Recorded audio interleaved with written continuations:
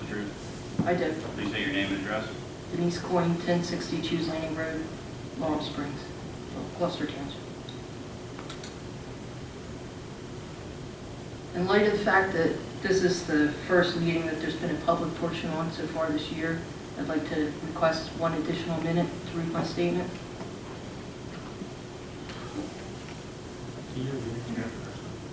Okay. I'd also like my statement to be reflected in the minutes. On June the 25th, the planning board heard testimony from Micro Pro Homes. I testified at this meeting. I had concerns and questions, and board members had concerns and questions all the way up to and including during the second vote. This meeting was the only meeting this year in which board members voted no on anything. 3 out of 6 members voted no, resulting in a tie vote, which is a denial. The applicant's attorney protested the tie vote and asked that the motion be tabled or a motion made to reconsider. He also said the application had to be approved. There was no motion made to reconsider the vote. There was a 5-minute long debate regarding the vote. The board attorney decided to take a second vote to approve. She told the board members that if they voted no, they had to state why. A second vote to approve was taken and it passed 4-2.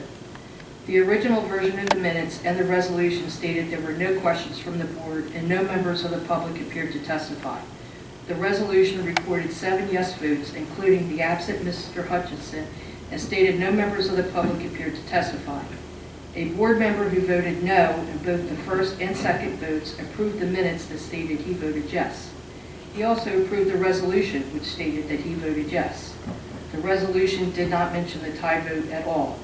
The vote on the resolution was corrected the next day with a few pen strokes from the board attorney, and the word final now appeared regarding the vote. I've been trying for 4 months to get the minutes of the resolution corrected to reflect the facts. I've come in front of the board with my concerns, I've sent numerous emails, I've made phone calls. I was denied the chance to address the board prior to the vote to memorialize, even though I was given permission by the board chairman. I was even told I could not address the board at all because there was no public portion in the meetings. On July the 9th, Mr. Borowski stated, in light of the concerns you brought to the board's attention tonight, we can go back, listen to the recording again, and make sure that the minutes are accurate as far as the vote and whether any members of the public asked questions, whether the board had any additional questions, and what the content of those questions are. The amended minutes on the agenda tonight for the board to approve are still not a representation of the facts. The fact that the board continued to have questions up to and including the second vote, the debate over the vote, the motion for a motion to table or to reconsider are still not documented.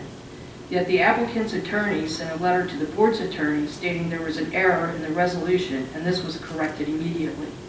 The board's attorney crossed out the original info, changed it, and initialed it.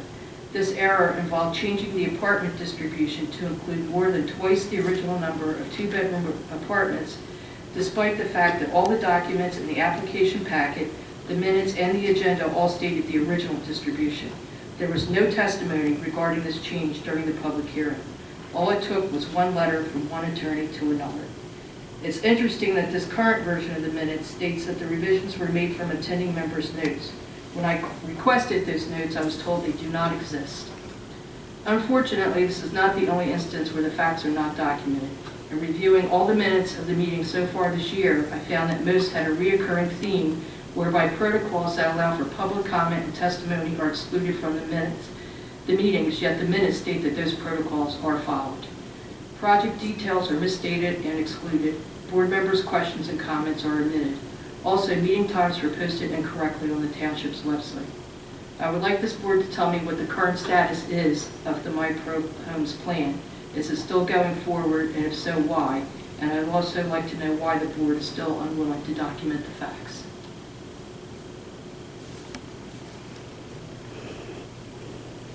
Somebody? That's a statement, right? You read that statement into the record? And there's questions. Okay. Thank you. Can somebody address my questions? I mean, there's not, we've somewhat been through this. The minutes are not a verbatim transcript of the hearing. I understand that, but they're also not factual. Well, I would disagree that they're not factual. Okay, well, you told me you were going to put in the board members' comments, and they're not in there. I'm not sure. I'm I'm going to put in word by word the board members' comments. I don't. The know minutes what state we that can there do. are no further questions from the board after the presentation. That's simply not true. Well, the minutes are not a verbatim transcript of the hearing. But they're also not They've factual. been amended multiple times to address the issues you brought to the board's attention. It now says, I'm looking at it, Denise Coyne had a few questions of concern. You were mentioned by name in the minutes. Questions included, or were not limited to, traffic study, particularly regarding traffic volumes. Time of day the traffic volume was recorded, the total number of vehicles through the traffic light. The questions were answered by Mr. Brown and Mr. Bach. Mr. Bach advised the county would be reviewing the application and possible traffic-related issues. Then there's, now in the minutes, multiple voting records. As you mentioned, there were 2 votes. They're in there. Ms. Lentini, the board solicitor's comments are in there. All right, just because there's not a sentence that says the board was debating does not mean the minutes are not factual. But the board debated all the way through up to and including the second vote, because the tie vote. And the debate over the tie vote is not in there. And the fact that there was never even a motion for a reconsideration of the vote is not in there. Excuse me, is this subject to the 3-minute rule? I think we're certainly approaching the end. I mean, Ms. Coyne, we've done our best to make the minutes as accurate as we can. The reason we have the recording and the reason we have the minutes is to have multiple means of documenting what happened at the meeting. So Chris and myself, Chris wasn't there at that meeting, I wasn't at that meeting, we've done everything we can And the tape to make is, the minutes accurate. and by your own statement, the tape you say is inaudible. Well, So actually, I according said we to would go you, back and there's listen to no the record of the meeting, correct? I Guys. would disagree. Okay, this is the deal. We have an audience full of people who want to be heard. This is a 3-minute time period.